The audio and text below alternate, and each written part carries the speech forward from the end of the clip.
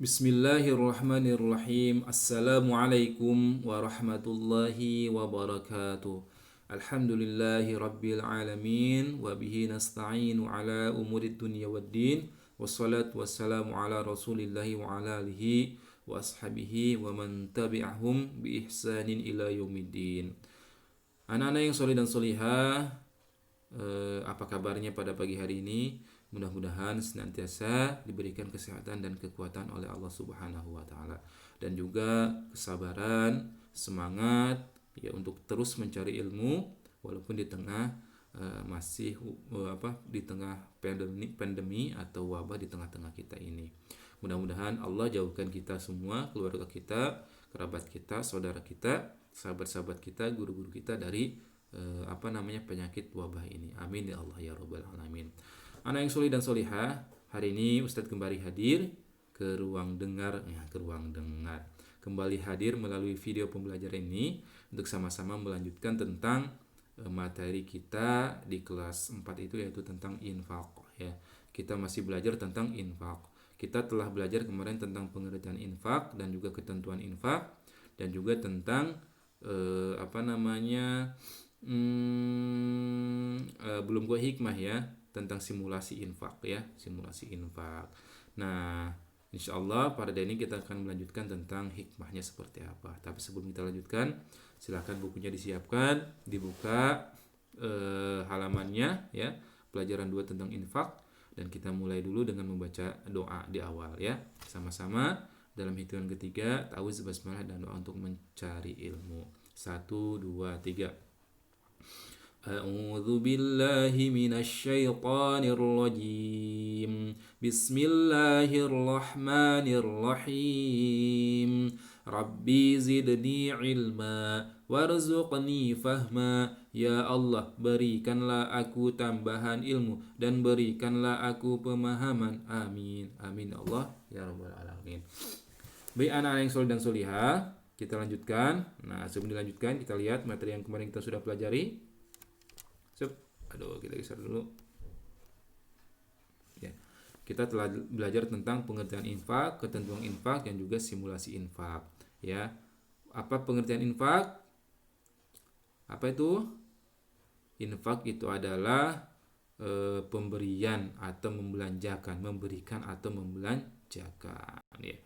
Kalau secara bahasa ya, secara istilah apa? Kalau secara istilah adalah menafkahkan atau membelanjakan ya sebagian harta benda yang dimiliki sesuai dengan perintah dalam Islam. Nah, juga diulas lagi nanti di rumah ya tentang beberapa hukum infak yang asalnya sunnah ya. Hukum asalnya sunnah tetapi bisa menjadi mubah, bisa menjadi wajib, bisa menjadi haram, dan tetap juga bisa menjadi sunnah seperti apa ya. Nah, contoh misalnya infak asalnya sunnah, tapi kemudian kalau infak untuk menafkahi keluarga itu bisa menjadi wajib infak tersebut ya, seperti itu. Nah, hari ini ya kita akan belajar tentang hikmah infak seperti apa, dan anda semua juga insya Allah sudah belajar simulasi infak ya. Simulasi infak silakan boleh didawamkan ya, direncanakan ya, bisa disimpan di kaleng di rumah. Kemudian nanti bisa disisihkan jajannya, jangan jajan terus ya. Disisihkan sebagian dari harta kita, harta jajan ya. Kita sisihkan ya, masukin ke tabungan. Kemudian kalau sudah banyak bisa boleh dikasihkan ke masjid terdekat untuk infak masjid, atau bisa juga diberikan ke orang-orang yang membutuhkan ya, dan seterusnya. Atau bisa juga dikumpulkan di sekolah untuk infak pembangunan masjid, boleh ya, seperti itu. Nah, hari ini kita akan melanjutkan tentang infak, hikmahnya seperti apa ya. Kita tutup aja ininya. Manfaat atau hikmah infak. 1. Jadi hikmah infak ini bisa untuk diri sendiri ya. Yang pertama, untuk diri sendiri bisa menenangkan hati dan jiwa. Jadi insya Allah kalau kita rajin berinfak, harusnya bisa menenangkan, ya insya Allah akan bisa menenangkan hati dan jiwa kita. Kenapa? Karena apa yang kita infakkan, apa yang kita keluarkan, itulah sesungguhnya harta yang telah menjadi milik kita. Jadi kalau kita memiliki harta dan kemudian kita berikan ya bisa dalam bentuk infak dan sudah menjadi pahala, Insya Allah kalau sudah infak niatnya ikhlas, insya Allah itulah yang sudah menjadi rezeki kita, sudah menjadi bagian dari kita. Dan itu pula yang kemudian menjadi tabungan kita di akhirat. Sehingga dengan demikian maka insya Allah hati kita dan jiwa akan tenang. Ya, bukan berarti terbalik ya, kita sering berinfak tapi kemudian jiwa gelisah, hartanya habis. Tidak seperti itu. Harusnya kalau sudah kita berinfak, hati kita lebih tenang, jiwa kita lebih tenang. Kenapa? Karena apa yang kita keluarkan itulah ya yang telah menjadi milik kita sesungguhnya, rezeki kita ya. Kenapa? Karena itulah yang akan dicatat oleh Allah Subhanahu wa taala menjadi bekal kita di akhirat nanti. Ya, itu yang pertama, bagi diri kita insya Allah akan menenangkan hati dan jiwa.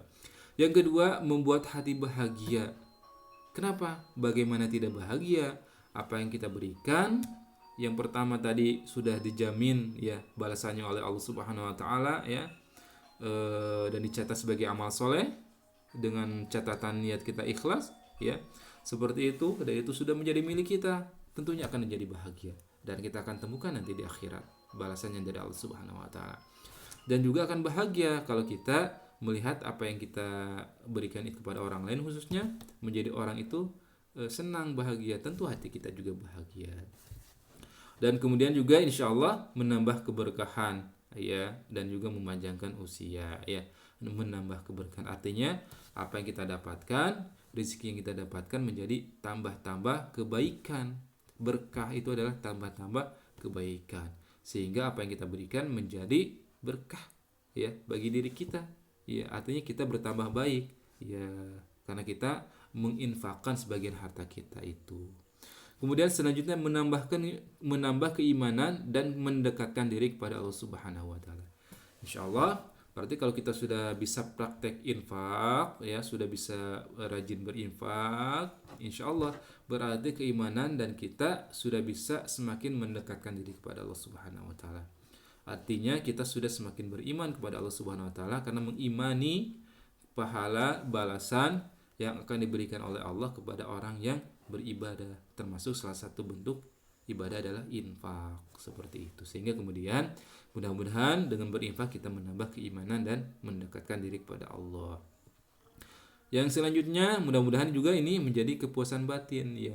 Insya Allah bagi orang-orang tertentu berinfak itu menjadi salah satu kepuasan batin ya. Puas, bisa bisa membantu orang lain ya, bisa menenangkan hatinya sehingga kemudian bisa batinnya terpuaskan. Dan selanjutnya menjadi bekal di akhirat. Itu tadi yang pertama Ustaz sampaikan ya. Mudah-mudahan apa yang kita sampaikan, kita berikan, kita nafkahkan, itulah menjadi bekal yang sesungguhnya karena sudah menjadi milik kita, seperti itu untuk bekal di akhirat. Dan yang terakhir, insya Allah bisa menambah rezeki. Sebagaimana salah satu dalil yang dihafalkan di CSI yaitu dalam surat Ibrahim ayat 7 ya. La in syakartum la azidannakum wa la in kafartum inna adzabi lasyadid. La in syakartum la azidannakum. Ya. Sesungguhnya jika engkau bersyukur atas nikmat yang telah Allah berikan, la in syakartum la azidannakum. Kata Allah, niscaya aku akan menambahkannya kepada kalian. Insyaallah ya. Itu yang harus kita pahami, kita yakini dan kita amalkan. Sehingga insyaallah kalau kita rajin berinfak, bersyukur, infak tanda rasa syukur, insyaallah Allah akan berikan tambahan rezeki. Amin ya Allah ya Rabbal alamin. Itu hikmah untuk diri kita sendiri. Yang selanjutnya untuk orang lain. Nah, insyaallah berinfak itu bermanfaat bukan hanya untuk diri kita tetapi juga untuk orang lain. Pertama, insyaallah memperkokoh persaudaraan secara muslim, sesama muslim. Kalau ada saudara kita, kerabat kita, sahabat kita yang hari itu misalnya memang sedang membutuhkan karena ada kendala misalnya ya, perlu memberi sesuatu untuk mengganjal perut atau punya keperluan untuk beli beras misalnya atau yang lainnya, dan antum tahu itu dan kemudian antum punya harta yang berlebih, silahkan ya infakkan untuk mereka sehingga mereka bisa menjalani kehidupannya dengan lebih baik. Dan insyaallah berarti nanti persaudaraan kita sesama muslim saling memberi ya, tahabbu tahadu tahabbu, saling memberilah maka akan kita menjadi saling mencintai, ya, saling berbagi, saling mencintai, ya, saling memberi hadiah. Kemudian meningkatkan syiar Islam. Insya Allah dengan berinfak juga kita telah meningkatkan syiar Islam, meningkatkan saling membeli, saling memberi sesama muslim, sehingga syiar Islam kita menjadi semakin besar. Syiar tentang infak, tentang sedekah, seperti itu. Kemudian juga bisa mengurangi kecemburuan sosial dan jurang pemisah antara orang kaya dan orang miskin, ya. Ini yang terjadi sekarang, ya, anak-anak yang solih dan solihah, banyak orang kaya, ya, juga banyak juga orang miskin. Dalam Islam memang itu adalah bagian dari sunatullah, ada orang kaya, ada orang miskin. Tapi kemudian bagaimana Islam memberikan salah satu solusinya dengan salah satunya adalah syariat tentang infak ini, ya, tentang infak ini. Insya Allah kalau kita sering memberikan infak kepada orang-orang yang membutuhkan, maka akan mengurangi kecemburuan sosial, ya. Kedengkian, kehasadan atau kecemburuan kepada orang-orang kaya misalnya, insya Allah akan mengurangi, akan hilang, ya. Sehingga kemudian mengurangi jurang pemisah juga. Artinya walaupun mereka kaya, mereka punya, tapi saling berbagi. Walaupun orang miskin, misalnya orang tidak punya, tapi juga dia tidak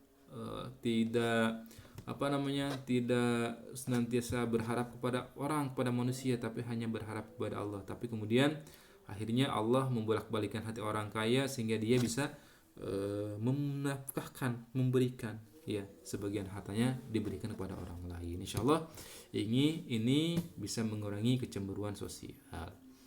Yang keempat, bisa terwujudnya masyarakat yang peduli dan berjiwa sosial tinggi.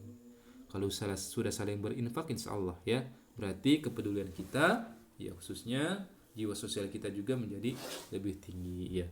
Sebagaimana contoh misalnya kita sering berinfak, ya, di sekolah dicontohkan kalau ada orang yang dalam kesusahan, ya, ada biasanya kita di bulan Muharram, ya, seperti bulan ini dulu kalau kita masih tatap muka ada kegiatan santunan Muharram buat orang-orang yatim piatu, ya. Kalau kita bulan Ramadan, ya, kita juga diajarkan, ya, bagaimana kepedulian kita kepada orang-orang yang membutuhkan. Kita sedekah, ya, infak untuk berbagi di bulan Ramadan. Atau ketika ada bencana, ya, bencana tanah longsor, banjir dan sebagainya, kita biasanya juga belajar untuk berinfak, peduli, ya, kepada sahabat-sahabat kita yang mengalami musibah. Juga insya Allah dengan infak itu bisa terwujudnya sarana ibadah dan tempat belajar agama bagi umat Islam, ya. Jadi dengan infak ke masjid, ke musola, ya, maka insya Allah maka sarana ibadah, ya, yaitu musola atau masjid itu akan terwujud, yang akan menjadi tempat belajar juga bagi kita semua.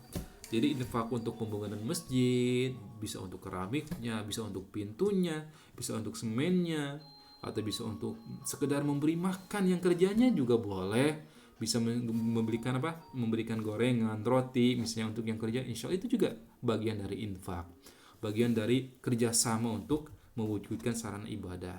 Jadi dengan infak ini insya Allah akan terwujud sarana ibadah, ya, untuk pembangunan masjid, musola atau yang lainnya, dan juga bisa tempat belajar agama bagi umat Islam, seperti itu, ya. Dan itulah anak-anak yang soleh dan solihah, dua hal yang kita pelajari pada hari ini, yaitu manfaat infak untuk diri sendiri dan juga untuk orang lain. Ustadz cukupan dulu sampai di sini, ya, untuk hari ini, yaitu tentang hikmah infak, yaitu tentang manfaat untuk diri kita dan juga untuk orang lain, ya. Insya Allah kita cukupkan dulu, ya. Kita tutup pertemuan hari ini dengan sama-sama membaca hamdalah, istighfar, dan doa kifaratul majlis.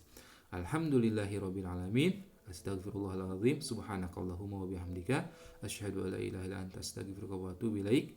Sebelum kita tutup, ya, mudah-mudahan kita senantiasa diberikan kesehatan, dan jangan lupa, ya, tetap semangat belajar. Jangan lupa juga jaga kesehatan, rajin-rajin cuci tangan, ya. Jangan lupa pakai masker kalau keluar rumah, dan juga jaga jarak kalau berada dalam kerumunan. Kalau lagi sakit, lebih baik istirahat di rumah, ya. Baik, kita tutup. Wabillahi taufiq wal hidayah. Wassalamualaikum warahmatullahi wabarakatuh.